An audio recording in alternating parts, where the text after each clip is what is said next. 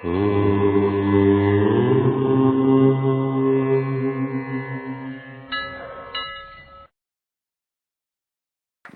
பேசும் வார்த்தையை கூறுகிறேன் முக ஜாடையிலே, என் சலங்கை ஒளி சப்தம் ஒலிக்க வேண்டும் பரத மேடையிலே. தமிழ் கடவராம் முருகர். முருகர் என்றாலே அழகு, அவர் நடத்திய அற்புதங்களும் மிகவும் அழகு. முருகரின் சூரசம்காரம், அறுபடை வீடு, இவை மட்டும்தானே நமக்கு தெரியும். ஆனால் முருகரின் சுட்டித்தனத்தை எத்தனை பேருக்கு தெரியும்? நம் கார்த்திகை பெண்களால் வளர்க்கப்பட்ட முருகரையும் அவரின் அற்புதங்களையும் பற்றி மீண்டும் முருகர் குழந்தையாக தன்னிடம் வளர மாட்டாரா என்ற ஏக்கத்துடன் காத்திருக்கும் இந்த கார்த்திகை பெண்களை நம் கண்முன்னே நிறுத்த வருகிறார்கள் நம் நடனமணிகள். கார்த்திகை பெண்களாக ராஜஸ்ரீ, சான்வி, தனிக்ஷா, செந்தமிழ் ஸ்ரீநிதி, மெய்விழி மற்றும் சிவந்திகா. முருகராக பத்ரா, ஆதிரா, நக்ஷத்ரா, ஹன்சிகா, சாத்விகா மற்றும் தியா. உருப்படி கார்த்திகை பெண்கள் ராகம், மோகனம், தாளம், ஆதி. இயற்றியவர் ராஜஜீவன் பிரபாகர். கார்த்திகை பெண்கள் இதற்கு ஒரு பாரம்பரிய வரலாறு உண்டு. அரக்கர்கள் பூவுலகில் உள்ள மாந்தர்களையும் தேவர்களையும் கொன்றதாகவும், அவர்கள் அனைவரும் சென்று சிவபெருமானிடம் தங்களை காப்பாற்றும்படி வேண்டுகிறார்கள். சிவபெருமான் இந்த அரக்கர்களை அழிப்பதற்கு சாதாரண தேவர்கள் போதாது என்று தனது மூன்றாம் கண்ணாகிய நெற்றிக் கண்ணை திறந்து அதிலிருந்து வரக்கூடிய நெருப்பு பொறிகளை கங்கை நதியில் கலப்பதாகவும், அந்த பொய்கையில் இருந்த தாமரை மலர்களில் அவை தெரித்து 6 மலர்களில் அழகிய குழந்தைகள் தோன்றியதாகவும் வரலாறு உண்டு. 6 குழந்தைகளை எப்படி வளர்ப்பது? அதற்கும் சிவனே ஒரு வழி காட்டுகின்றார். கார்த்திகை பெண்களை 6வரை தேர்ந்தெடுத்து இந்த குழந்தைகளை வளர்க்கும் பொறுப்பினை அவர்களிடம் ஒப்படைக்கின்றார்கள். இதுவரைக்கும் தான் நாம் அனைவரும் கேள்விப்பட்டிருப்போம். ஆனால் இந்த கார்த்திகை பெண்கள் தாய்ப்பாசத்தில் நிறைந்தவர்கள் அல்லவா? நாம் எப்படியெல்லாம் தாயை, ஒரு தாயானவள் குழந்தையை சீராட்டி பாராட்டி வளர்க்கின்றாலோ அதே உணர்வு தானே அவர்களுக்கும் இருந்திருக்கும். அதே அரவணைப்பு தானே இந்த முருகர்களுக்கும் கிடைத்திருக்கும். ஆம், 6 முருகர்களை வளர்த்து அவர்களை சிறுவர்களாக வளர்க்கின்ற தருணத்தில் பார்வதி தேவி வந்து அந்த குழந்தைகளை தனது கைலாச தேசத்திற்கு அழைத்து செல்கின்றார். தான் வளர்த்த குழந்தைகளின் பெருமையை அவர்கள் கேட்டு ஆடுவதாக 2வது பகுதியை நடன அமைப்பு அமைந்துள்ளது. முதல் பகுதி இந்த குழந்தைகளை அவர்கள் எப்படி தாளாட்டி வளர்க்கிறார்கள் என்பதையும், 2ஆம் பகுதி இந்த முருகர் கைலாயம் சென்றவுடன் அவர்கள் செய்கின்ற அற்புதங்களை கேள்விப்பட்டு அந்த அறுபடை வீடில் எந்த பெருமையை கூறுகிறது என்பதை 2வது பகுதியாகவும் இன்றைய நிகழ்ச்சி வழங்கப்பட்டுள்ளது. வாருங்கள், நிகழ்ச்சிக்குள் செல்வோம். அழகான பொய்கை மலர் நாயகா,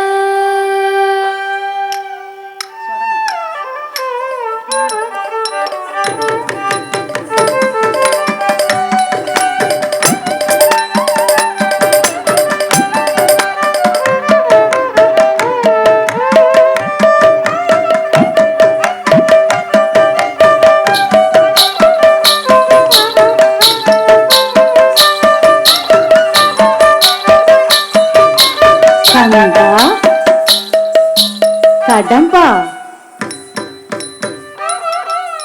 கதிர்வேலா, ஷண்முகா, அழகா, குமரா.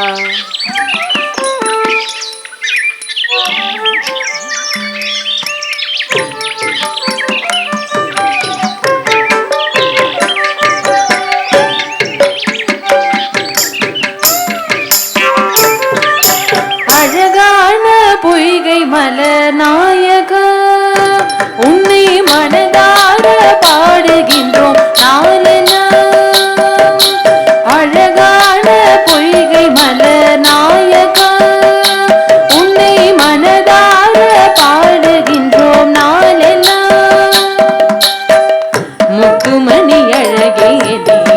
உமி சிறு பழகே நீ முத்துமணி அழகே நீ உமி சிறு பழகே எம் கரங்களில் தவழ்கின்ற பவளமணி நீ எம் கரங்களில் தவழ்கின்ற பவளமணி நீ அழகா அழகா அழகா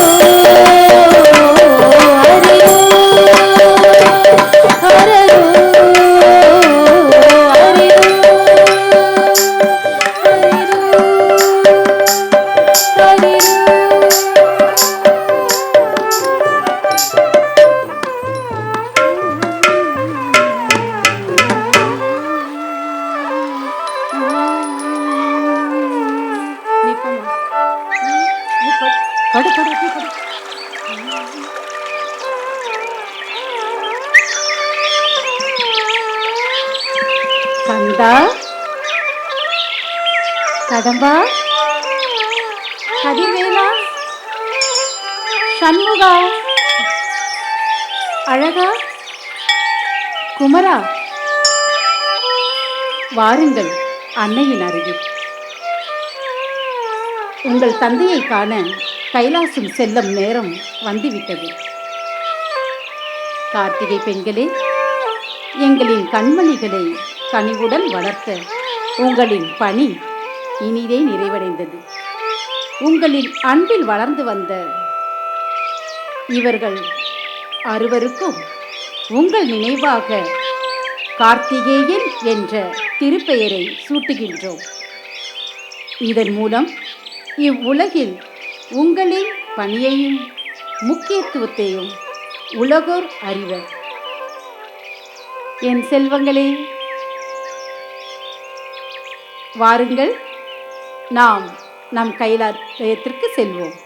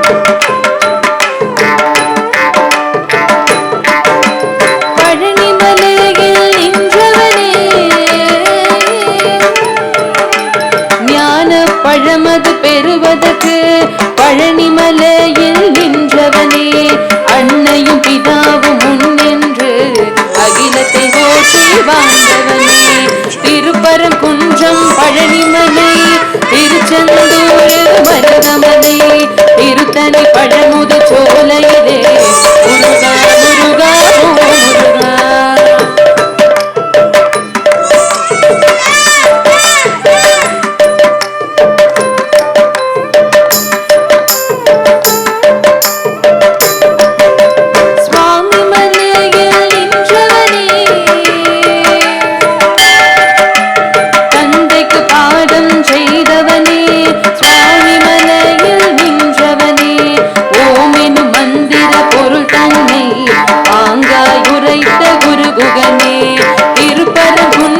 பழனிமலை, திருச்செந்தூர் மருதமலை, திருத்தணி பழமுதி சோலையிலே முருகா முருகா ஓ முருகா.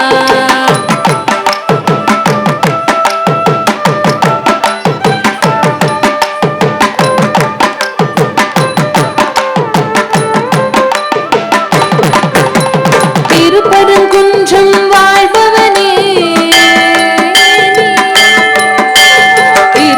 குன்றம் வாழ்பவனே, குருபரம் தந்தேன் வேலாயுதா, தெய்வ யானை மணவாளா, பாச முதல்வனே வேலாயுதா, திருப்பரம் குன்றம் பழனிமலை, திருச்செந்தூர் மருதமலை, திருத்தணி பழமுதி சோலையிலே முருகா முருகா ஓ முருகா.